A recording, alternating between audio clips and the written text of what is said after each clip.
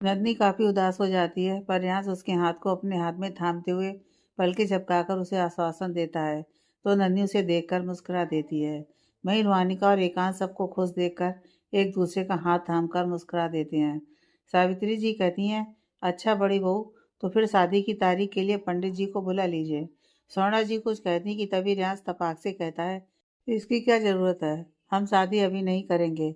उसके ऐसे कहने पर सब उसे देखते हैं, तो वो आगे कहता है, मेरा मतलब मैं चाहता हूँ हमारी शादी तब हो जब मैं और नन्ही अपने पैरों पर खड़े हो जाएं। मैंने अपना खुद का एक बिजनेस शुरू किया है, 4 महीने से मैं उस पर ही काम कर रहा हूँ।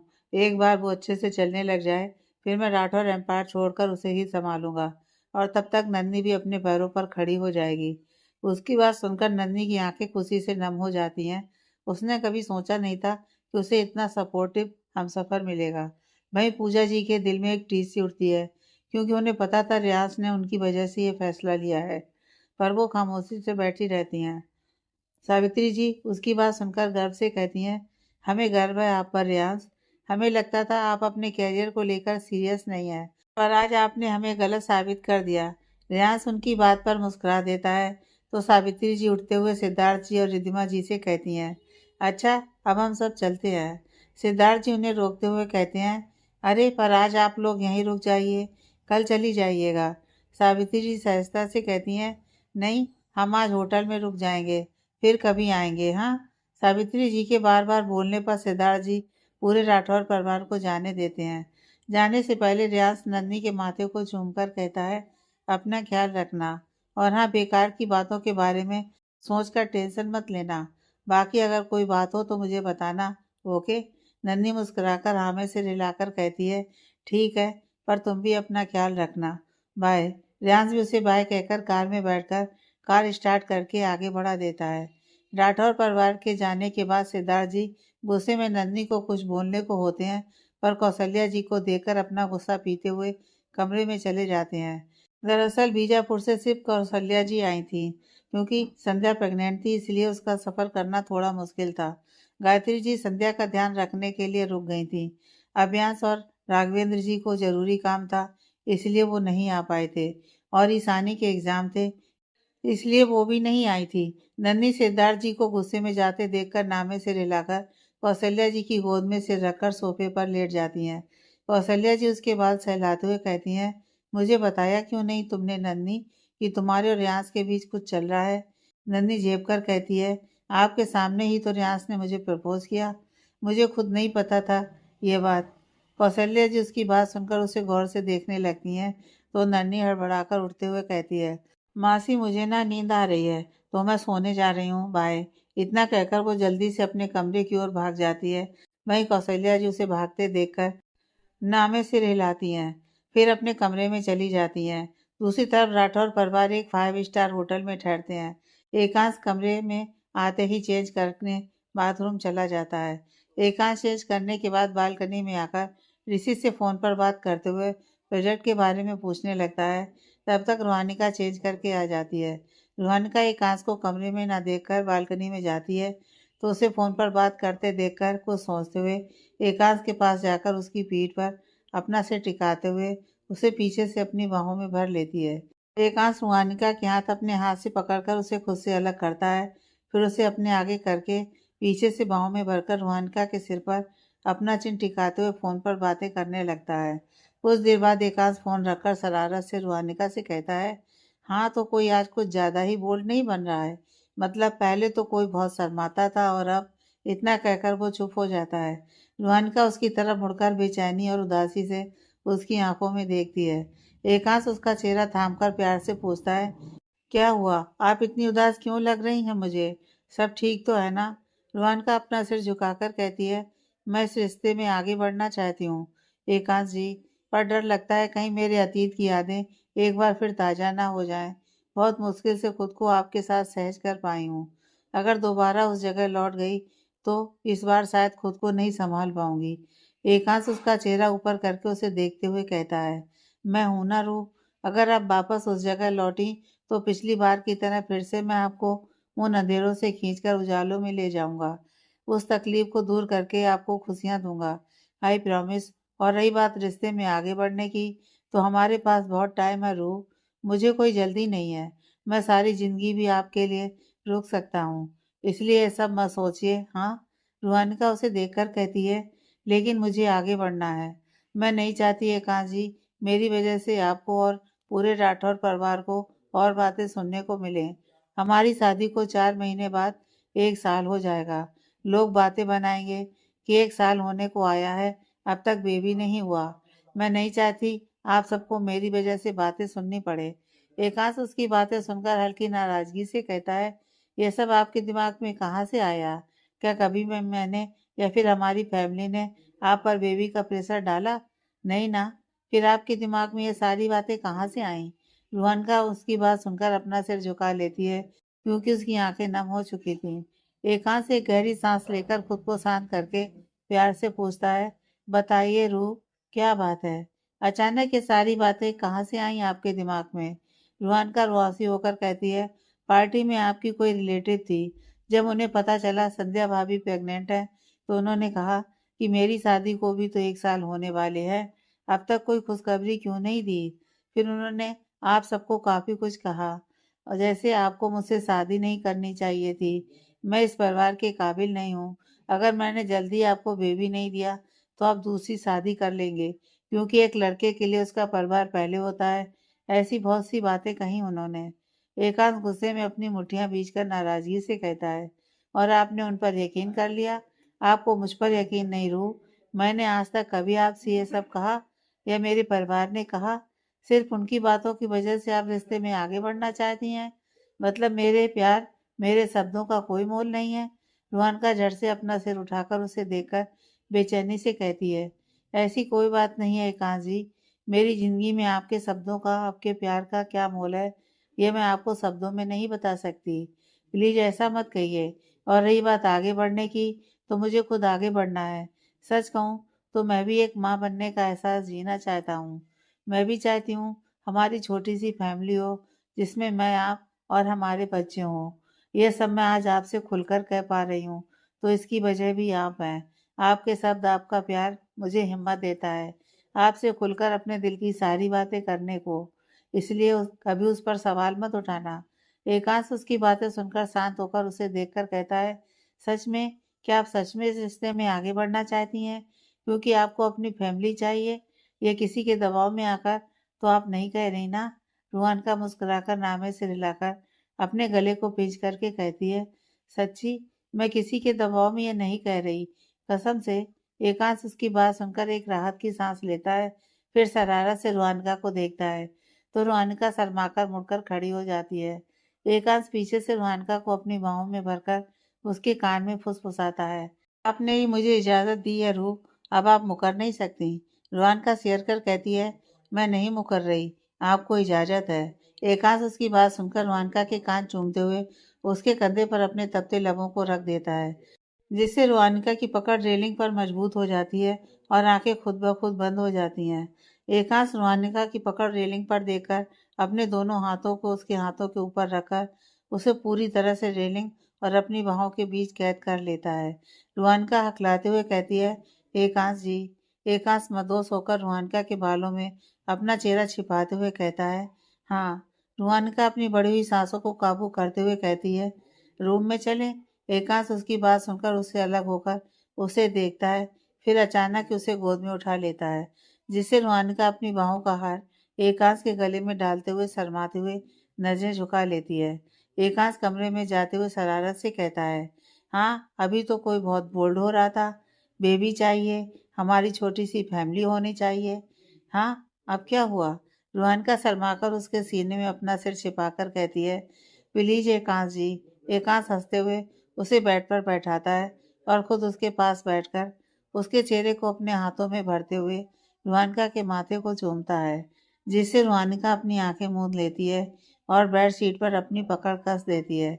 एकांश धीरे धीरे अपने होंठ नीचे लाते हुए रुहानिका की आंखों को बारी बारी चूमता है, फिर अपने होठों को और नीचे लाते हुए रुहानिका के गालों को चूमकर उसके होठों को अपने अंगूठे से सहलाते हुए मदहोशी से कहता है, रूह, आंखें खोलिए। रुहानिका शर्माते हुए नामे से रिलाती है, तो एकांश बेचैनी से कहता है, प्लीज रूह, एक बार। रूहानिका उसकी बेचैन आवाज़ सुनकर अपनी आंखें खोलकर उसे देखती है, तो उसके बेचैन चेहरे को देखकर रूहानिका अपनी नज़रें झुका लेती है। एकांश अपने दाहिने हाथ से रूहानिका का चिन्ह पकड़कर उसका चेहरा ऊपर करके उसकी आंखों में देखता है, जैसे आगे बढ़ने के लिए इजाज़त मांग रहा हो। रूहानिका शर्माते हुए दूसरी तरफ मुड़ जाती है। अब एकांश के सामने रूहानिका की पीठ थी। एकांश आगे बढ़कर रूहानिका के सूट की डोरी अपनी उंगलियों में उलझाकर खोलता है, जिससे उसके गर्म हाथों की छुअन महसूस करते ही रूहानिका का रोम रोम सिहर उठता है। रूहानिका बेचैन होकर मुड़कर एकांश के सीने से लग जाती है, तो एकांश उसे शांत करने के लिए उसके बाल सहलाने लगता है। कुछ समय बाद एकांश रूहानिका को खुद से दूर करके उसके चेहरे को अपने हाथों में भरकर उसकी आंखों में देखकर पूछता है, कैन आई? रूहानिका अपनी नज़र झुकाकर हाँ में सिर हिलाती है, तो एकांश आगे बढ़कर रूहानिका के लबों पर अपने लबों को रख देता है और दोनों प्यार के समंदर में खोकर पूरी तरह से एक हो जाते हैं। अगली सुबह रूहानिका की आंखें खुलती हैं, तो वो खुद को एकांश की शर्ट में देखकर मुस्कुरा देती है। तभी अचानक उसे कल का इंसिडेंट याद आता है, जिसे याद करते ही उसके गाल शर्म से लाल हो जाते हैं। एकांश ब्रेकफास्ट लेकर कमरे में आता है, तो रूहानिका को खुद में सिमटकर शर्माता देखकर नाटक करते हुए कहता है, ओ नो, मैंने तो शो मिस कर दिया। रूहानिका असमंजस में उसे देखकर पूछती है, कैसा शो? एकांश उसके पास आकर बेड पर बैठकर कहता है, आपके शर्माने का शो। मुझे देखना था उठने के बाद आपका क्या रिएक्शन था। रूहानिका उसकी बात सुनकर उसके सीने पर हल्के से मारती हुई कहती है, आप भी हर वक्त मुझे परेशान करते रहते हैं। एकांश हंसते हुए कहता है, अरे यार, अब अगर अपनी बीवी को परेशान नहीं करूँगा तो किसे? बाहर वाली को? रूहानिका अपनी आंखें बड़ी बड़ी करके उसे घूरते हुए कहती है, खबरदार अगर कोई बाहर वाली के पास गए तो। ये खुद की तरफ इशारा करते हुए, यही काफ़ी है आपके लिए। एकांश अपनी नकली पसीना माथे से पोंछते हुए नाटक करते हुए कहता है, हाँ भाई, एक तो संभाल ही नहीं जा रही, किसी और को क्या ही संभालूंगा। उसकी बात सुनकर रूहानिका उसे घूरती है, तो वो हंसते हुए रूहानिका के गाल खींचकर कहता है, मजाक कर रहा था। रूहानिका उसके सीने से लगते हुए कहती है, मुझे ऐसा मजाक बिल्कुल पसंद नहीं है। एकांश उसके बाल सहलाते हुए कहता है, ठीक है, फिर अब से ऐसा मजाक नहीं करूँगा। खुश? रूहानिका हाँ में से हिलाती है, तो एकांश उसे खुद से अलग करके कहता है, चलिए अब जल्दी से आप रेडी हो जाइए, क्योंकि सब नीचे हमारा वेट कर रहे हैं। वो तो कहिए, मैंने कह दिया कि आपके सिर में थोड़ा दर्द है, इसलिए आप मेडिसिन लेकर सो रही हैं। बड़ी मुश्किल से सबको रोका है, वरना सब यहीं आने को तैयार थे। रूहानिका कहती है, अच्छा तो मैं जल्दी से फ्रेश होकर रेडी हो जाती हूँ। इतना कहकर वो जैसे ही बेड से उठती है, एकांश की नज़र उस पर पड़ती है और वो एकटक उसे ही देखने लगता है।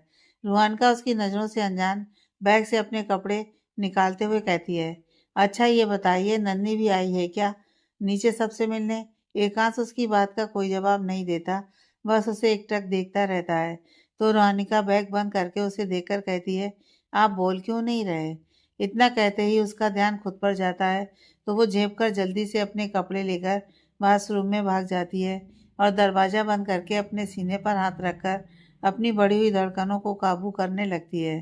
दरअसल आज पहली बार रूहानिका ने वेस्टर्न पहना था। हालांकि थी वो एकांश की शर्ट, जो रूहानिका के घुटनों तक आ रही थी और उसमें उसके पैर साफ दिख रहे थे।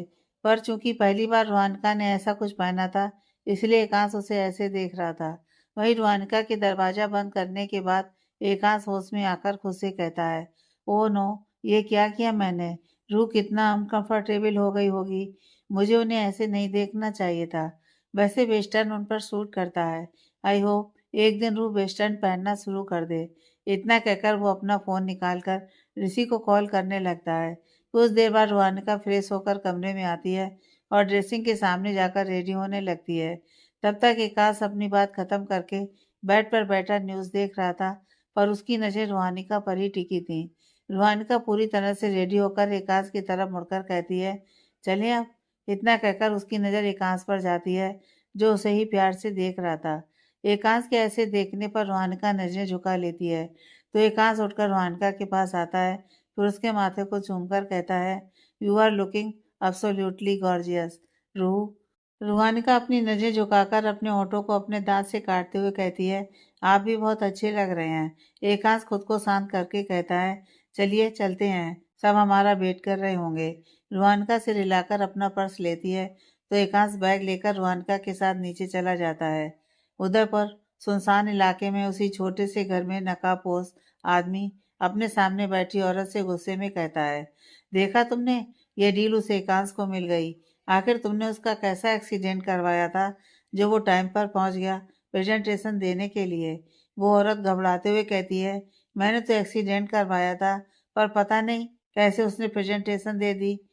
अब क्या करेंगे? वो नकाबपोश आदमी खिड़की से बाहर देखते हुए कहता है, अब इंतजार करेंगे सही वक्त का, जिसमें एक तीर से दो निशाना मारेंगे और एक कांच के साथ उस रूहानिका को भी बर्बाद कर देंगे। बस तुम इंतजार करो। वो औरत उसकी बात सुनकर सिर हिलाकर कहती है, ठीक है। राठौर परिवार आखिरी बार नंदनी से मिलकर वापस उदयपुर आ जाता है। उदयपुर आकर सबकी जिंदगी पहले जैसी हो जाती है। हाँ, एकांश और रूहानिका अपनी जिंदगी हंसी खुशी बिता रहे थे तो वही राठौर मेंशन में भी अब धीरे धीरे सब नॉर्मल होने लगा था। ऐसे ही 4 महीने और निकल जाते हैं। पर हाँ, इन 4 महीनों में एक बात और हुई थी। रोहनका और एकांश ने अपना पुराना घर बेचकर कुछ पैसे मिलाकर एक अच्छा सा फ्लैट खरीद लिया था, जिसमें एकांश ने सारी फैसिलिटीज प्रोवाइड करवाई थी, क्योंकि वो रोहनका को परेशान नहीं देख सकता था। दोनों का प्यार अब काफी बढ़ चुका था। दोनों ने मुश्किलों का सामना करते हुए फाइनली एक अच्छा घर खरीदकर एक अच्छी जिंदगी बितानी शुरू कर दी थी। वहीं नन्ही और रियांश के बीच अक्सर फोन पर बात हुआ करती थी। नन्ही अपनी कंपनी में काफी अच्छा काम कर रही थी, इसलिए उसे प्रमोशन मिल गया था, जिससे वो काफी खुश थी। और रियांश की नई कंपनी भी काफी अच्छी चलने लगी थी, जिससे वो भी धीरे धीरे आगे बढ़कर कामयाबी का मुकाम छू रहा था। देखते ही देखते रूहानिका एकांश की एनिवर्सरी का दिन भी आ जाता है, पर किसी ने उस दिन के लिए ज्यादा खास नहीं सोचा था, क्योंकि उसके अगले दिन ही ऋषभ जी ने इस दुनिया को अलविदा कहा था। तो रूहानिका के लिए यह दिन थोड़ा मुश्किल था। 4 महीने बाद आज रूहानिका और एकांश की शादी की पहली सालगिरह थी। रूहानिका किचन में सुबह का नाश्ता बना रही थी, तभी एकांश आकर उसे पीछे से अपनी बाहों में भरते हुए कहता है, हाँ तो आज क्या स्पेशल बन रहा है? रूहानिका मैदा गूंथते हुए कहती है, क्या स्पेशल? और स्पेशल क्यों बनेगा? आज कुछ है क्या? एकांश झट से उससे दूर होकर हैरानी से उसे देखकर कहता है, आप हमारी पहली एनिवर्सरी भूल गई रूह? रूहानिका अपनी मुस्कुराहट छिपाते हुए कहती है, कि आज हमारी एनिवर्सरी है? ओह नो, मैं तो भूल ही गई। और आज तो मैं कॉलेज से छुट्टी भी नहीं ले सकती, क्योंकि आज कॉलेज में एक बहुत इंपॉर्टेंट मीटिंग है बोर्ड मेंबर के साथ। एकांश उसकी बात सुनकर मायूस हो जाता है, पर फिर नकली मुस्कुराहट के साथ कहता है, इट्स ओके रूह, एनिवर्सरी तो हर साल आती है। आप अपनी मीटिंग अटेंड कर लीजिएगा। अच्छा, आप नाश्ता लगाइए, मैं तब तक फ्रेश होकर आता हूँ। इतना कहकर वो जाने को होता है कि रोहानिका उसका हाथ पकड़कर कहती है, अरे अरे रुकिए तो सही, कहाँ भागे जा रहे हैं? मैं तो बस आपको परेशान कर रही थी। एकांश उसकी बात सुनकर उसे घूरते हुए कहता है, ये मजाक था? रोहानिका मासूमियत से हाँ में सिर हिलाती है, तो एकांश अपना हाथ उसकी पकड़ से छुड़वाते हुए नकली गुस्से से कहता है, I don't like it at all रू, और मैंने ऐसा मजाक आपसे एक्सपेक्ट नहीं किया था। हमारी शादी, हमारी एनिवर्सरी आपके लिए मजाक है। It's is real unavailable. उसकी डांट सुनकर रोहानिका की आंखों में नमी आ जाती है और वो अपना सिर झुका लेती है। एकांश नकली गुस्से से कहता है, अब सिर झुकाने से कुछ नहीं होगा, जाइए जाकर मेरे लिए कोई अच्छा सा सरप्राइज प्लान कीजिए उस प्रपोजल की तरह, तभी मैं मानने वाला हूँ। उसकी बात सुनकर रूहानिका झट से अपनी नम आंखों से उसे देखती है, फिर आगे बढ़कर उसके सीने पर मारते हुए कहती है, आप बहुत गंदे हो, आप मजाक कर रहे थे और मुझे लगा आप सीरियस हो। एकांश उसका हाथ पकड़कर कहता है, आउच रूह, आप तो दिन पर दिन खतरनाक होती जा रही हैं, बात बात पर मुझे मारने लगी हैं। This is not right. Ruhanika उसे देखकर कहती है, यू डिजर्व इट, हमेशा मुझे परेशान करते रहते हो। एकांश रूहानिका को कमर से खींचकर अपने करीब करते हुए उसके बालों की लट कान के पीछे करते हुए प्यार से कहता है, अच्छा वो सब छोड़िए, पहले मुझे जरा अपनी बीवी को बिस तो करने दीजिए। आगे बढ़कर रोहनका के माथे को अपने लबों से छूते हुए, happy anniversary my love, I just hope कि हम दोनों हमेशा ऐसे ही खुश रहें और अपनी ज़िंदगी इससे भी और अच्छे से जिएं। मैं आपके साथ सारी खुशियाँ जीना चाहता हूँ रूह, मेरे बहुत से सपने हैं जो मैंने आपको लेकर देखे हैं। आई होप कि मेरे वो सारे सपने पूरे हो पाएं। रुहान का आगे बढ़कर एकांश के गाल पर किस करके कहती है, same to you Ekansh ji. And don't worry, हमारे पास पूरी जिंदगी है, हम दोनों मिलकर उन सपनों को पूरा करेंगे और हमेशा ऐसे एक दूसरे की ढाल बनकर खड़े रहेंगे। उसकी बात सुनकर एकांश रुहानिका को अपने सीने से लगा लेता है, तो रुहानिका भी उसकी पीठ पर अपनी पकड़ मजबूत कर लेती है। कुछ देर बाद एकांश रुहानिका से अलग होकर कहता है, चलिए आपको कुछ देना है। रुहानिका अचानक कुछ याद करके अपने हाथों को देखकर कहती है, ओ नो, देखिए मेरे हाथों में मैदा लगा था और वो आपके चेहरे और कपड़ों पर लग गया। एकांश कहता है, इट्स ओके रूह, वैसे भी मैं फ्रेश होने ही जा रहा हूँ, अब आप चलिए मेरे साथ जल्दी। रुहानिका उसे 2 मिनट रुकने का कहकर जल्दी से अपने हाथ धोती है, फिर एकांश के साथ कमरे में चली जाती है। कमरे में आकर एकांश रुहानिका को एक पैकेट देते हुए कहता है, इसे पहनकर और अच्छे से रेडी होकर आइए, हमें कहीं निकलना है। रुहानिका कहती है, पर कहाँ? एकांश उसे आंखें दिखाकर कहता है, ओह, तो एक तो आप सवाल बहुत करती हैं, जाइए शांति से रेडी होकर आइए। उसकी बात सुनकर रुहानिका मुंह बनाकर क्लोसेट रूम में चली जाती है, तो एकांश अपने कपड़े लेकर गेस्ट रूम के बाथरूम में चला जाता है। कुछ देर बाद रुहानिका रेडी होकर बाहर आती है, तो एकांश उसे देखता ही रह जाता है।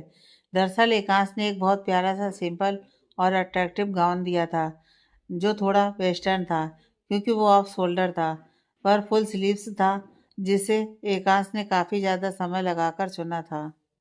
रुहानिका ने आज पहली बार ऐसा वेस्टर्न गाउन पहना था, इसलिए उसे थोड़ा अजीब लग रहा था।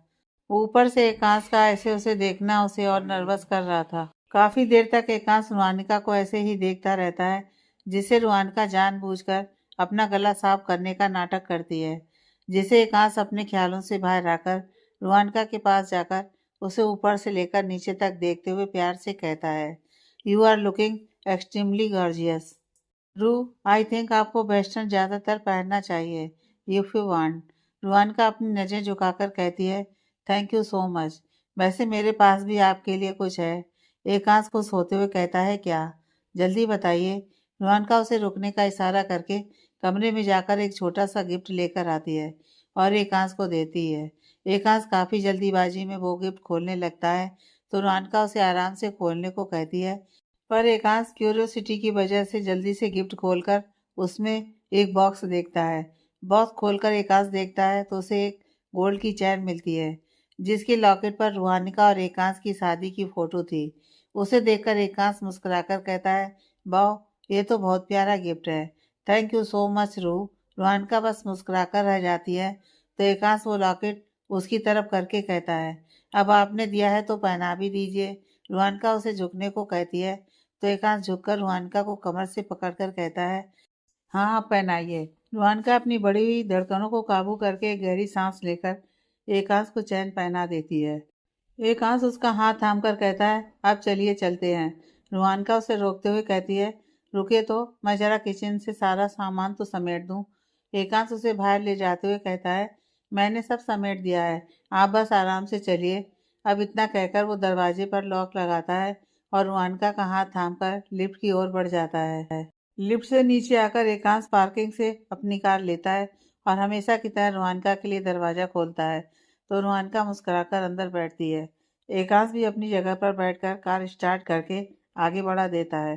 पूरे रास्ते रुहानिका एकांश से पूछती है, वो कहाँ जा रहे हैं, पर एकांश बिना कुछ जवाब दिए म्यूजिक ऑन कर देता है, फिर सॉन्ग चेंज कर देता है, जिससे रुहानिका खींचकर खिड़की से बाहर देखने लगती है, जिसे देखकर एकांश मुस्कुराकर ड्राइविंग पर कंसंट्रेट करने लगता है। कुछ देर बाद एकांश एक जगह कार रोकता है और रुहानिका की आंखों में पट्टी बांधने लगता है, तो रुहानिका कहती है, अरे ये आप क्या कर रहे हो?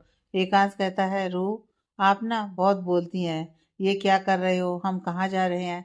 अरे सरप्राइज नाम की चीज़ भी होती है। रुहानिका उसकी बात पर मुंह बनाकर खामोश हो जाती है, तो एकांश कार से उतरकर रुहानिका की तरफ का दरवाज़ा खोलकर उसे उतारता है, फिर अचानक ही कार लॉक करके रुहानिका को गोद में उठाकर आगे बढ़ने लगता है, तो रुहानिका घबराकर उसके गले में अपनी बाहों का हाथ डालकर कहती है, ये क्या कर रहे हैं आप? सब हमें ही देख रहे होंगे। एकांश चलते हुए कहता है, कोई नहीं देख रहा यहाँ, हमारे अलावा कोई नहीं है। रुहानिका फिर से पूछती है, ऐसी कौन सी जगह है जहाँ हमारे अलावा कोई नहीं है? एकांश एक गहरी सांस लेकर कहता है, ओहो रूह, आपसे तो सब्र नहीं होता। कुछ समय और चलने के बाद फाइनली एकांश रुहानिका को नीचे उतारता है और उसकी आंखों की पट्टी खोलकर उसे सामने देखने को कहता है। रूहानिका सामने देखती है, जहाँ सिवाय एक खाली जमीन के कुछ नहीं था। रूहानिका ये देखकर एकांत से कहती है, ये दिखाने लाए थे आप मुझे? एकांत उसे देखकर मुस्कुराकर कहता है, हाँ, पता है यहाँ क्या बनेगा? रूहानिका नामे से दिलाती है तो एकांत मुस्कुराकर कहता है, यहाँ आपका सपना, आपका एनजीओ बनेगा। ये जमीन मैंने आपके लिए खरीद ली है, जल्दी ही इस पर भी काम शुरू हो जाएगा। एकांश की बात सुनकर रोहानिका की आंखें खुशी से नम हो जाती हैं और वो आगे बढ़कर एकांश को जोर से गले लगाकर कहती है, थैंक यू सो मच एकांश जी। एकांश रोहानिका के बाल सहलाकर मुस्कुराकर कहता है, यह था मेरा गिफ्ट आपके लिए। सो कैसा लगा मेरा एनिवर्सरी गिफ्ट? रोहानिका उससे अलग होकर अपनी एड़ी उठाकर एकांश का माथा चूमकर उसकी आंखों में देखकर कहती है, बहुत अच्छा, सबसे बेस्ट। एकांश इधर उधर नजरें दौड़ाकर कहता है, रू, we are in public place. Ruhanika अपनी एक आईब्रो उठाकर कहती है, अच्छा, और जब आप मुझे गोद में लेकर आ रहे थे तब हम कहाँ थे? एकांश अपने बालों में हाथ घुमाकर कहता है, वैसे आई लाइक दिस रू, जो धीरे धीरे काफी बोल्ड होती जा रही है। हाँ। रोहनिका उसकी बात सुनकर शर्माकर अपनी नजरें झुका लेती है, फिर कहती है, मुझे आपको कुछ बताना है। एकांश मुस्कुराकर कहता है, हाँ बोलिए, क्या बताना है? रूहानिका नम आंखों से मुस्कुराकर उसका हाथ अपने पेट पर रखकर कहती है, you are going to be father, I am pregnant. Ekansh उसकी बात सुनकर सुन पड़ जाता है। उसे कुछ समझ में नहीं आता कि वो कैसे रिएक्ट करे। ये खुशी, ये गिफ्ट उसके लिए दुनिया का सबसे बेस्ट गिफ्ट था। उसके लिए अपनी फीलिंग व्यक्त करना बहुत मुश्किल था। वहीं एकांश को कुछ न रिएक्ट करते देख रूहानिका को लगता है एकांश अभी बेबी के लिए रेडी नहीं है, इसलिए वो मायूस हो जाती है। तभी अचानक एकांश उसे अपनी गोद में उठाकर गोल गोल घुमाते हुए खुशी से कहता है, रू रू, आपको नहीं पता आपने मुझे कितनी बड़ी खुशी दी है। थैंक यू सो मच इतनी बड़ी खुशी देने के लिए। थैंक यू रू, I love you so much, I love U a lot. इतना कहकर वो रूहानिका के माथे को चूमता है। वहीं रूहानिका अचानक एकांश के उठाने पर काफी घबरा जाती है, पर जल्दी खुद को संभाल कर एकांश की खुशी देखती है तो उसके दिल को एक सुकून सा मिल जाता है और होठों पर एक सुकून भरी मुस्कुराहट आ जाती है। एकांश रूहानिका को अपनी गोद से नीचे उतार कर कहता है, थैंक यू सो मच रू, मुझे समझ में नहीं आ रहा कि मैं कैसे रिएक्ट करूं। आपको ये कब पता चला और आपने मुझे पहले क्यों नहीं बताया? रूहानिका उसे शांत करवाते हुए कहती है, पहले तो आप शांत हो जाइए, और रही बात मुझे कब पता चला, तो कल ही पता चला, पर मैंने सोचा आपको एनिवर्सरी गिफ्ट के तौर पर मैं आपको इसके बारे में बताऊंगी। एकांश उसका माथा चूमकर कहता है, ये इस दुनिया का सबसे बेस्ट गिफ्ट है, थैंक यू सो मच। इतना कहकर वो रुहानिका के पेट पर अपना हाथ रखकर अपने बच्चे को महसूस करता है तो उसकी आंखों में नमी आ जाती है और होठों पर एक निश्चल मुस्कान आ जाती है। कुछ समय बाद एकांश कहता है, रू, अब आपको रेस्ट ही करना है, आप कॉलेज जाना छोड़ दीजिए। वैसे भी अब मेरा बिजनेस सही चल रहा है, तो अब आप काम मत करिए, घर पर रहकर हमारे बच्चे और अपना ध्यान रखिए। रुहानिका उसकी बात सुनकर अपने सिर पर हाथ मारते हुए कहती है, मुझे पता था यही होना है, आप बिना, मैं प्रेग्नेंट हूँ, बीमार नहीं। एकांश उसका हाथ पकड़कर उसे वापस कार में ले जाते हुए कहता है, जो भी हो, पर भी have to be careful right. Ruhanika नामे से हिलाकर कहती है, आपका कुछ नहीं हो सकता, आप हमेशा मेरी तबीयत को लेकर कुछ ज्यादा ही ओवर पॉसेसिव हो जाते हो। एकांश उसे कार में बैठाकर कहता है, होना पड़ता है, क्योंकि आप खुद तो अपना ध्यान रखती नहीं। रोहनका उसकी बात सुनकर मुंह बना लेती है तो एकांश दरवाजा बंद करके अपनी जगह पर आकर बैठता है, फिर कार मोड़कर वापस घर की तरफ बढ़ाने लगता है। रास्ते में एकांश कहता है, रू, सब राठौर परिवार घर पर आने वाले हैं, तो आज का दिन हम फैमिली के साथ ही सेलिब्रेट करेंगे। हाँ, और उन्हें यह खुशखबरी भी देनी है।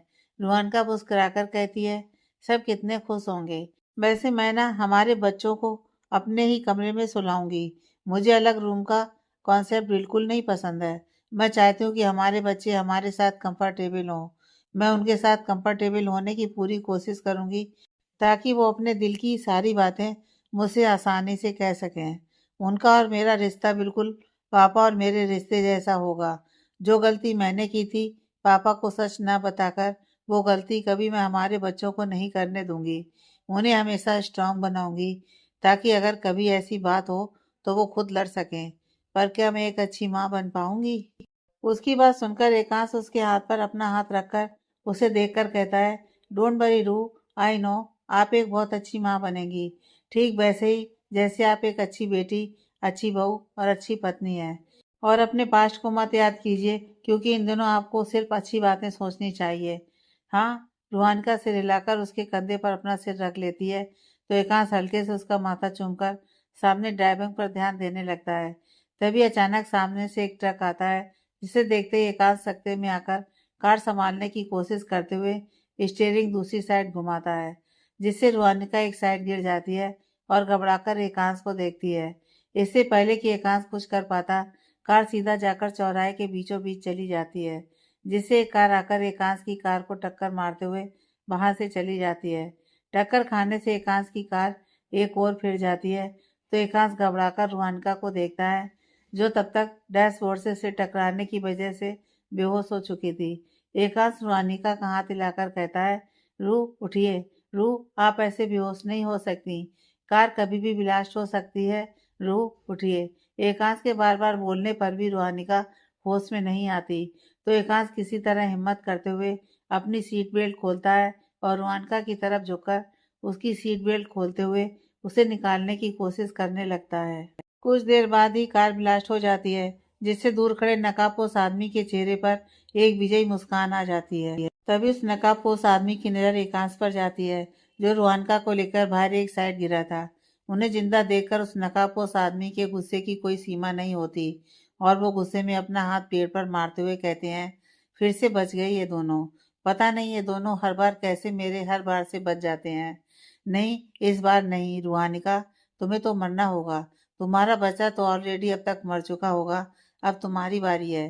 फिर धीरे से तुम्हारे पति को भी तुम्हारे पास भेजूंगा। इतना कहकर वो किसी को फोन करके उनसे बातें करने लगते हैं। एकांश को खुद भी काफी चोट लगी थी, पर वो किसी तरह रूहानिका को होश में लाने के लिए उसके गाल थपथपाते हुए कहता है, रूह होश में आइए। रूह। रूहानिका का रिस्पॉन्स न देखकर एकांश की आंखें नम हो जाती हैं, पर वो जल्दी ही खुद को संभालते हुए रूहानिका को साइड लिटाकर अपने होंठ भींचते हुए अपने दर्द पर काबू पाकर उठता है और किसी कार को रोकने की कोशिश करता है।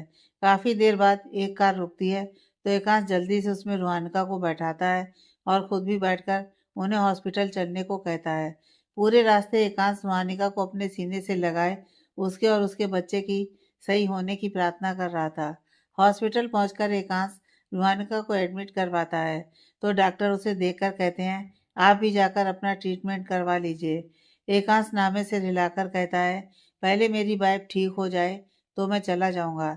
वैसे भी मुझे ज़्यादा चोट नहीं आई है। डॉक्टर कहते हैं, मैं उनका ट्रीटमेंट कर दूंगा, पहले आप जाकर अपना करवाइए, आपको भी चोट आई है। एकांश गुस्से में कहता है, आपसे जितना कहा है आप उतना करिए, जाकर मेरी वाइफ का ट्रीटमेंट कीजिए और याद रखिएगा, अगर कुछ भी गलती हुई आपसे तो आपका लाइसेंस कैंसिल करवाने में मुझे 10 सेकंड भी नहीं लगेंगे।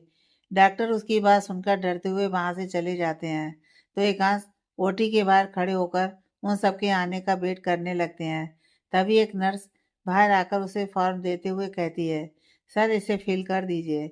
एकांश कांपते हाथों से नम आंखों से फॉर्म लेकर उसे देखता है तो बार बार आंखों में आंसू आने की वजह से उसे कुछ नहीं दिखता, जिससे उसे कुछ लिखा नहीं जाता।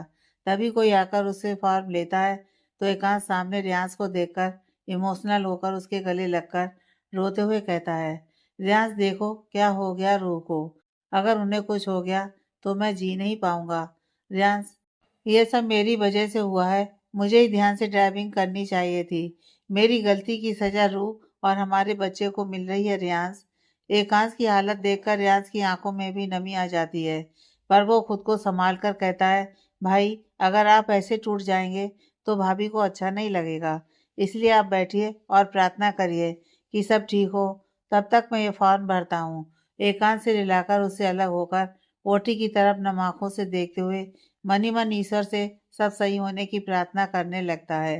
रियांश फॉर्म भरकर नर्स को देकर एकांश के पास जाकर कहता है, भाई आपने अभी बेबी के बारे में कहा तो क्या भाभी? एकांश नम आंखों से उसे देखकर कहता है, हाँ, आज ही उन्होंने मुझे बताया था। शाम को हम दोनों तुम सबको बताने वाले थे, पर देखो क्या हो गया। रियाज उसके कंधे पर हाथ रखकर कहता है, डोंट वरी भाई, सब ठीक होगा। I am sure. एकांश बिना कुछ बोले खामोशी से ओटी का दरवाजा एकटक देखने लगता है। कुछ देर बाद ओटी का दरवाजा खुलता है तो एकांश और रियाज दौड़कर उनके पास जाते हैं। डॉक्टर एकांश को देखकर अपना मास्क हटाकर कहते हैं, आई एम सॉरी, हम आपकी बेबी को नहीं बचा पाए क्योंकि वो अभी एमेच्योर था, तो ऐसे में मिसकैरेज होना नॉर्मल है। बट आपकी वाइफ बिल्कुल ठीक है, बस उनके सिर पर चोट आई है जो कुछ दिनों में ठीक हो जाएगी। अभी वो बेहोश हैं, कुछ समय बाद उन्हें होश आ जाएगा, तब आप उनसे मिल सकते हैं।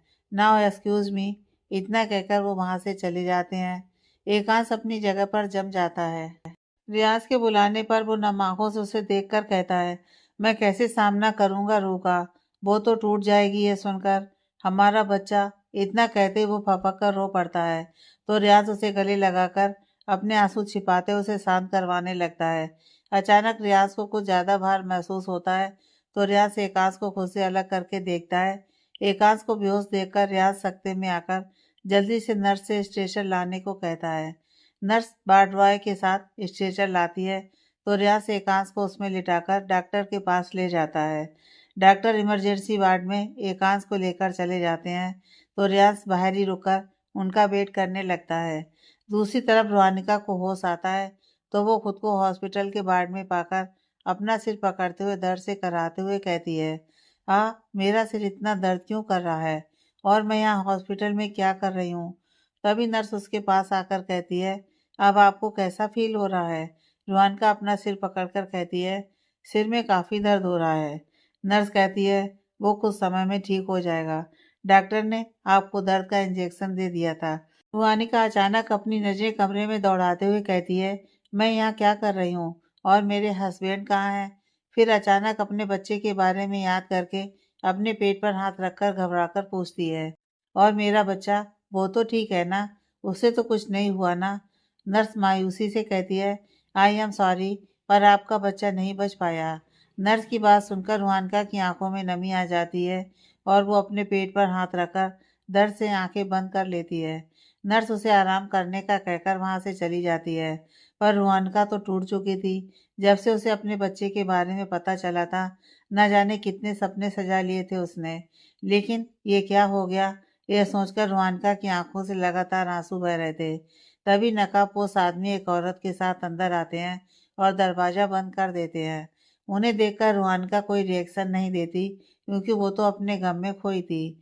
रुहानका को रोता देखकर वो नकाबपोश आदमी हंसते हुए कहता है, बस यही तो देखना था मुझे, तुम्हें टूटा हुआ बिखरा हुआ। क्या हुआ, उस दिन तो बड़ा बोल रही थी। अब मैं पुरानी वाली रुहानिका नहीं, बल्कि रुहानिका एकांत सिंह राठौर हूँ, इसलिए कुछ भी करने से पहले 10 बार सोचेगा।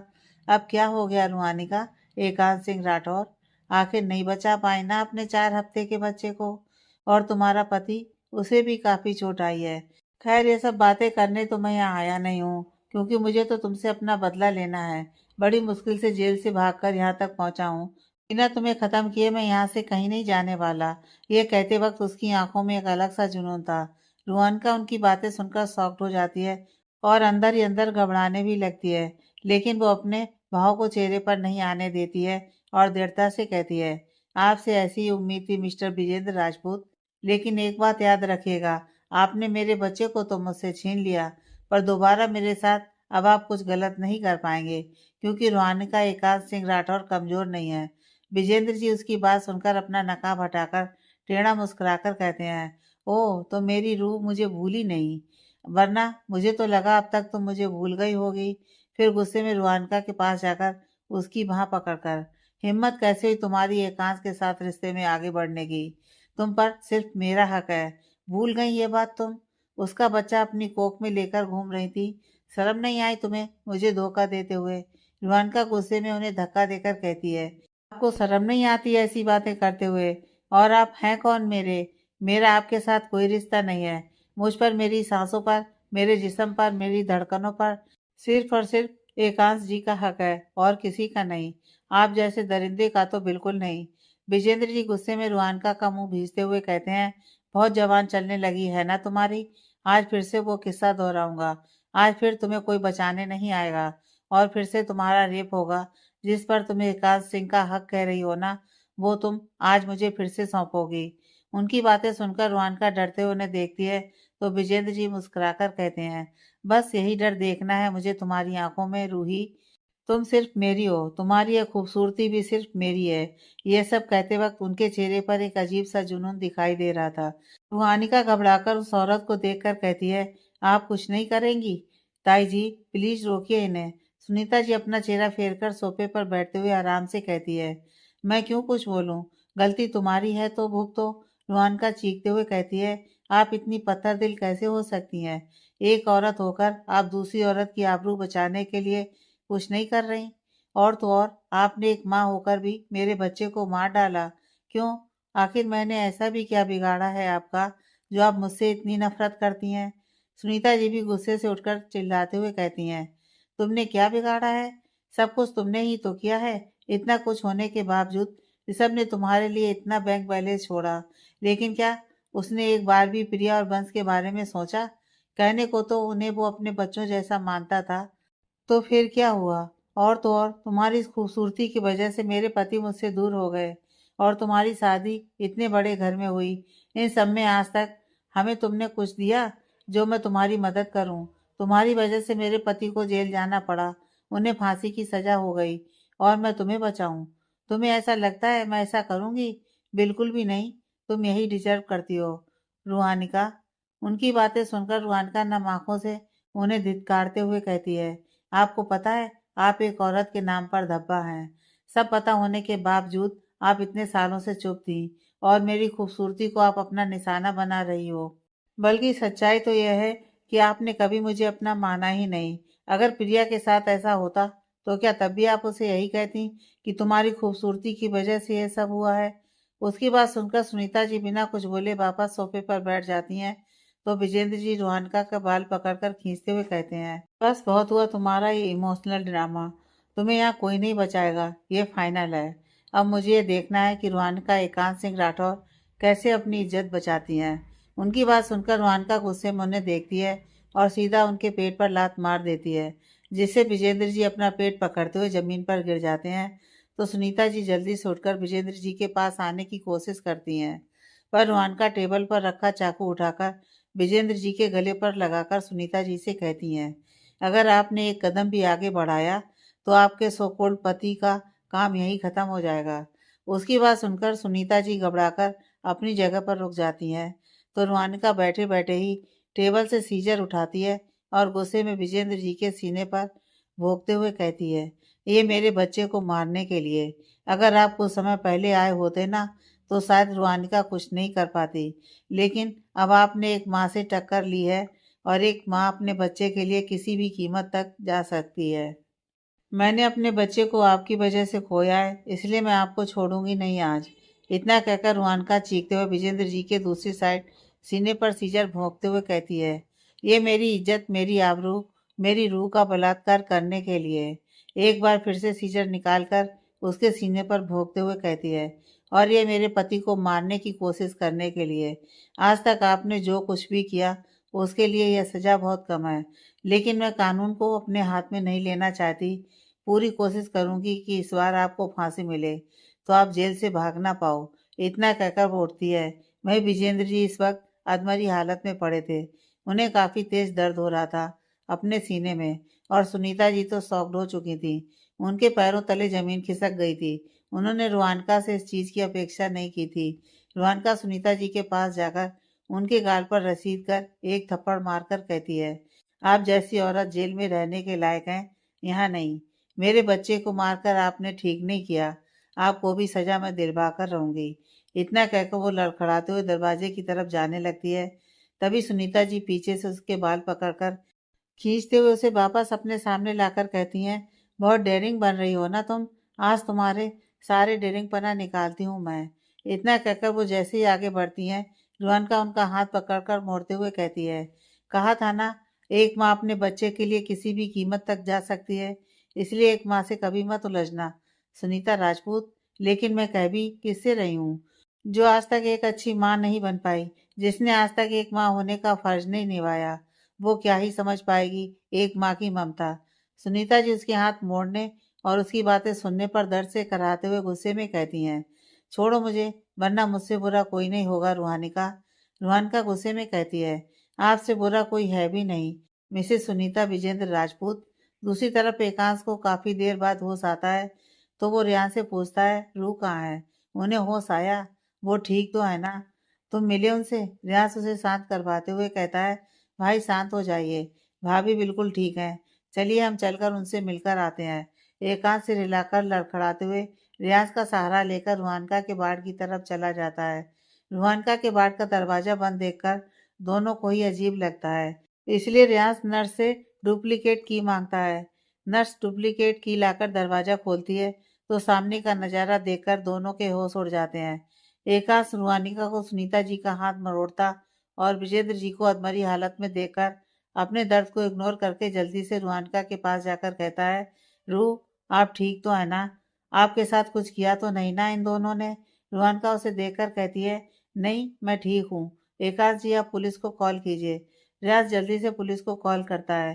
कुछ देर बाद पुलिस आकर विजेंद्र जी को हॉस्पिटल के वार्ड में शिफ्ट करके उनके पास सख्त पहरा लगाकर सुनीता जी को अरेस्ट करके ले जाती है। कुछ देर बाद रुहानिका अपने वार्ड में बेड पर बैठी एकटक सामने देख रही थी। वहीं एकांश अपनी ड्रेसिंग करवाकर खामोशी से उसे देख रहा था। रुहानिका अचानक कहती है, क्या मिल गया उन्हें मेरे बच्चे को मुझसे छीन कर? उसकी बात सुनकर एकांश की आंखों में भी नमी आ जाती है, जिसे छिपाकर वो रुहानिका का हाथ थामकर कहता है, शायद उसका अभी हमारे पास होना नहीं लिखा था रूह, जब ईश्वर चाहेंगे वो हमें मिल जाएगा, मिल जाएगी। रुहानिका उसकी बात सुनकर उसे देखती है, फिर अचानक ही उसके गले लगकर सिसक पड़ती है, तो एकांश भी अपने आंसू को और न कंट्रोल करते हुए उसके गले लगकर रोने लगता है।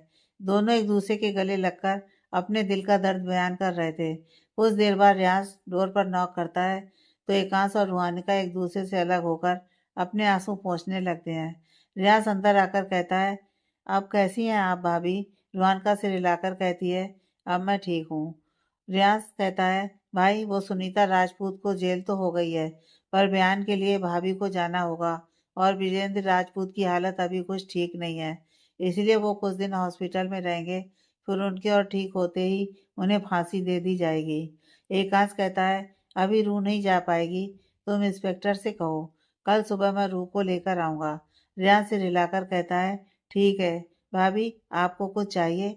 रूहानिका नामे से रिलाती है तो रियाज कहता है, भाई घर में सबको पता चल गया है, सब आते ही होंगे।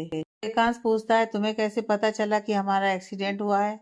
रियाज कहते हैं, भाई मैं दादी की रिपोर्ट लेने हॉस्पिटल आया था, तभी आपको देखा।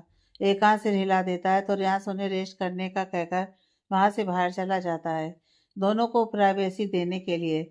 वैसे भी वो रूहानिका से उसके पास्ट के बारे में पूछकर उसे दुखी नहीं करना चाहता था, इसलिए उसने पास्ट के बारे में कुछ नहीं पूछा। रियाज के जाने के बाद रूहानिका एकांश को देखकर कहती है, आप भी दूसरे बेड पर रेस्ट कर लीजिए, आपको भी काफी चोट आई है। एकांश से हिलाकर रूहानिका के बगल वाले बेड पर लेट जाता है, तो रूहानिका भी अपने बेड पर लेट जाती है और कुछ ही देर में दवाई के असर की वजह से नींद के आगोश में चली जाती है। कुछ देर बाद राठौर परिवार आते हैं, तो एकांश और रूहानिका को सोते देखकर बाहर बैठकर उनके उठने का इंतजार करने लगते हैं। सावित्री जी और स्वर्णा जी का तो रो रो कर बुरा हाल था। दोनों को ही जल्द से जल्द रूहानिका और एकांश से बात करनी थी, तभी उन्हें कुछ तसल्ली मिल सकती थी। काफी देर बाद एकांश और रूहानिका को होश आता है, तो सब उनसे मिलते हैं। सावित्री जी नम आंखों से रूहानिका को देखकर कहती हैं, अब बस बहुत हुआ एकांश, अब आप और रूहानिका राठौर मेंशन में रहेंगे, हमें कुछ नहीं पता। देखो मेरी बच्ची की क्या हालत हो गई है। एकांश उनकी बात पर कुछ कहता उससे पहले ही पूजा जी एकांश के पास जाकर उसका हाथ अपने हाथों में लेकर कहती हैं, आई एम सॉरी एकांश, मैंने जो कुछ भी किया वो सब बस पावर के मुंह में किया, प्लीज मुझे माफ कर दो और घर चलो। मुझे पता है तुम कभी शिव और न्यू के साथ कुछ गलत नहीं करोगे, मैं अंधी हो गई थी पावर के लिए, इसलिए तो इतनी बड़ी गलती कर बैठी, लेकिन मुझे तुम्हारा प्यार, तुम्हारा अपनापन नहीं दिखा। प्लीज मुझे माफ कर दो और घर चलो एकांश, प्लीज। वो घर तुम्हारे और रूहानिका के बिना अधूरा है। जब से तुम दोनों वहां से गए हो पहले जैसा कुछ नहीं रहा वहाँ अब, सब बदल चुका है। प्लीज वहाँ चलो और उस बेजान घर में जान डाल दो प्लीज। पूजा जी के ऐसे कहने पर एकांश हल्का सा मुस्कुराकर कहता है, आपको आपकी गलती का एहसास हुआ, मुझे खुशी हुई, पर चाची मैं कैसे? रुहानका उसकी बात बीच में काट कर कहती है, हम चलेंगे। परिवार के बिना रहना बहुत मुश्किल होता है। जिनके पास परिवार नहीं होता वो कैसे जीते हैं ये तो वही जानते हैं, पर अगर हमारे पास है तो हम उनसे दूर क्यों रहें? चाची हम चलेंगे वापस राठौर मेंशन। उसकी बात सुनकर सबकी आंखों पर एक मुस्कुराहट आ जाती है। वहीं पूजा जी के दिल को एक सुकून मिल जाता है। आखिर उनका इतने समय से माफी मांगने का बोझ जो उतर गया था। रुहानिका और एकांश के बच्चे की जाने की खबर से सब दुखी थे, पर रुहानिका और एकांश को एक दूसरे की ढाल बनकर एक साथ खड़े देखकर बाकी सभी वो गम भूल चुके थे। हाँ, रुहानिका और एकांश के लिए मुश्किल था थोड़ा ही है, पर उन्होंने एक दूसरे की ढाल बनकर इस दर्द का भी अच्छे से सामना किया। वहीं विजेंद्र जी को फांसी मिल चुकी थी और सुनीता जी को उम्र कैद की सजा हो गई थी। बंस और प्रिया को उन दोनों पर काफी गुस्सा आ रहा था, पर दोनों ने ही अपने माता पिता को इग्नोर करके अपनी जिंदगी जीना ठीक समझा। इसलिए वो कभी अपने माता पिता से मिलने भी नहीं गए और इंडिया से बाहर चले गए, क्योंकि यहाँ काफी कड़वी यादें थी उनकी। पर रुआनका और बाकी सबके साथ उनका रिश्ता आज भी पहले जैसा ही था, उसमें कोई बदलाव नहीं आया था। समय तेजी से बीत रहा था। देखते ही देखते 7 महीने बीत जाते हैं। राठौर मेंशन में अब सब कुछ पहले जैसा हो गया था। रुहानका का एनजीओ पूरी तरह से रेडी हो गया था और रुहानका अपने एनजीओ में व्यस्त हो गई थी। वहीं रियांश और एकांश की कंपनी भी अच्छे से चल रही थी। शिवांश का ग्रेजुएशन कंप्लीट हो गया था तो वो अब मास्टर्स कर रहा था और नित्या अभी 3rd ईयर में थी। पूजा जी के साथ एकांश और रुहानका का रिश्ता आज भी इतना सहज नहीं हो पाया था, पर हाँ उनके बीच धीरे धीरे सब ठीक हो रहा था। 7 महीने बाद आज गणगौर था। सुबह से ही सब उसकी तैयारियों में व्यस्त थे। गणगौर त्योहार राजस्थान का सबसे प्रसिद्ध त्योहार है। इस दिन कुंवारी लड़कियां और विवाहिता महिलाएं शिवजी और पार्वती की पूजा करती हैं। पूजा करते हुए धूप से पानी के छींटे देते हुए गौर गौर घूमती गीत गाती हैं। इस दिन पूजन के समय रेणुका की गौर बनाकर उस पर महावर सिंदूर और चूड़ी चढ़ाने का विशेष प्रावधान है। यह व्रत पति की लंबी आयु के लिए रखा जाता है। रुहानका अपने कमरे में रेडी हो रही थी। सुबह से उसने कुछ नहीं खाया था, क्योंकि उसका और बाकी सबका व्रत था, जिसे उसे हल्के हल्के चक्कर आ रहे थे। पर वो इस वक्त उसे इग्नोर करके तैयार होने लगती है। तभी एकांश क्लोसेट रूम से कमरे में आते हुए अपनी घड़ी पहनते हुए कहता है, आप रेडी हो गई रूह? इतना कहते ही उसकी नज़र रुहानका पर जाती है, जो राजस्थानी लिबास में काफी खूबसूरत लग रही थी। अभी तक रुहानिका ने गहने नहीं पहने थे। यह देखकर एकांश रुहानिका के पास जाकर ड्रेसिंग से चूड़ियां और कंगन उठाकर रुहानिका के हाथों में पहनाने लगता है, जिससे रुहानिका मुस्कुराकर प्यार से उसे देखने लगती है। चूड़ियां और कंगन पहनाकर एकांश गले का हार पहनाने लगता है। हार पहनाकर एकांश रुहानिका को नाक की नथ पहनाता है, फिर उसके कान के झुमके पहनाता है। उसके बाद मांग टीका पहनाता है। एकांश अपना काम काफी लगन से कर रहा था। वहीं रुहानिका प्यार से एकटक एकांश को निहार रही थी। सब पहनाकर एकांश रुहानिका को खड़े होने को कहता है, तो रुहानिका उसे देखते हुए खड़ी होती है। एकांश ड्रेसिंग से कमरबंद उठाकर रुहानिका के लहंगे की चोली हटाकर नीचे झुकाकर घुटनों के बल बैठते हुए रुहानिका को कमरबंद पहनाने लगता है। एकांश के गर्म हाथों और गर्म सांसों को महसूस करते ही रुहानिका का रोम रोम सिहर उठता है और वो अपने लहंगे पर अपनी पकड़ कसते हुए अपनी आंखें बंद कर लेती है। एकांश रुहानिका को कमरबंद पहनाकर उसके लॉक को अपने दांत से टाइट करता है, जिससे रुहानिका सिर कर अपनी पकड़ कस देती है।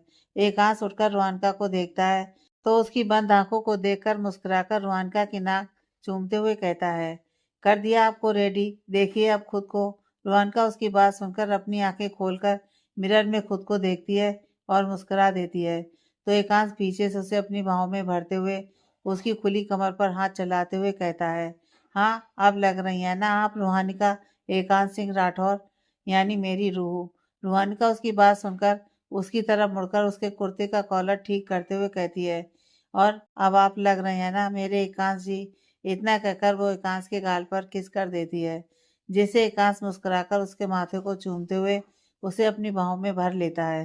तभी रियाज उसके कमरे में आते हुए उन्हें देखकर कहता है, आप लोग अपना रोमांस बाद में कंटिन्यू करिएगा, अभी नीचे चलिए, पूजा का वक्त हो गया है। उसकी बात सुनकर दोनों झेप कर एक दूसरे से अलग होते हैं तो रोहानिका जल्दी से अपना लहंगा संभालते हुए वहां से चली जाती है। वहीं एकांश रियाज को घूरते हुए कमरे से बाहर चला जाता है तो रियाज से रिलाकर उसके पीछे पीछे चल देता है। नीचे आकर रोहानिका सबके पास बैठती है तो सावित्री जी उसे देखकर हल्की मुस्कान के साथ कहती हैं, गुड़िया, अब आप और एकांश जल्दी से शिव जी की मूर्ति बनाइए, फिर हम पूजा करने चलेंगे। रोहनका सिर हिलाकर एकांश के आने का इंतजार करने लगती है। तभी एकांश आकर उसकी बगल में बैठता है। दोनों मिलकर मूर्ति बनाने लगते हैं। मूर्ति बनाने के बाद रोहानिका और एकांश मिलकर मूर्ति को कपड़े पहनाते हैं तो सावित्री जी सबको चलकर पूजा करने को कहती हैं। रोहानिका अपना लहंगा संभालते उठती है, तभी अचानक ही उसे चक्कर आता है और वो बेहोश होकर गिरने लगती है। पर तब तक एकांश उसे पकड़ लेता है। एकांश उसे बेहोश देखकर जल्दी से उसका सिर अपनी गोद में रखकर कहता है, रूह, क्या हुआ आपको? आंखें खोलिए, रूह। तब तक शिवांश पानी का गिलास लाकर एकांश को देता है तो एकांश रोहानिका के चेहरे पर पानी के छींटे मारता है, पर रोहानिका पर कोई असर नहीं पड़ता तो एकांश उसे गोद में उठाकर रियाज से डॉक्टर को बुलाने का कहकर गेस्ट रूम की तरफ बढ़ जाता है। कुछ देर बाद सब लोग परेशानी से गेस्ट रूम के बाहर खड़े थे। रोहानिका को अंदर डॉक्टर चेक कर रही थी। कुछ समय बाद डॉक्टर बाहर आती है तो एकांश भागकर उनके पास जाकर पूछता है, कैसी है रूह? अचानक क्या हुआ था उन्हें? वो ठीक तो है ना? उन्हें डॉक्टर उसे शांत करवाते हुए कहती है, रिलैक्स मिस्टर राठौर, सब कुछ ठीक है। Your wife is pregnant, congratulation, आप फादर बनने वाले हैं। डॉक्टर की बात सुनकर एकांश की आंखों में नमी आ जाती है और वो कांपते होंठों से कहता है, मैं पापा, रूह प्रेग्नेंट है? डॉक्टर मुस्कुराकर हाँ में सिर हिलाती हैं तो एकांश खुशी से अपने आंसू संभालते हुए अंदर चला जाता है। अंदर रोहानिका अपनी नजर झुकाए शर्मा रही थी। तभी एकांश बेड पर बैठते हुए उसे अपने सीने से लगाकर भावुक होकर कहता है, थैंक यू सो मच रूह, मुझे यह खुशी देने के लिए। डोंट वरी, इस बार पहले जैसा कुछ नहीं होगा। इस बार मैं आपका और हमारे बच्चे का पूरा ध्यान रखूंगा। रोहानिका उससे अलग होकर उसके आंसू पोंछकर मुस्कुराकर कहती है, मुझे आप पर पूरा विश्वास है। प्लीज आप ऐसे इमोशनल मत होइए, वरना बेबी को लगेगा उसके पापा बहुत ज्यादा ही रोंदू हैं।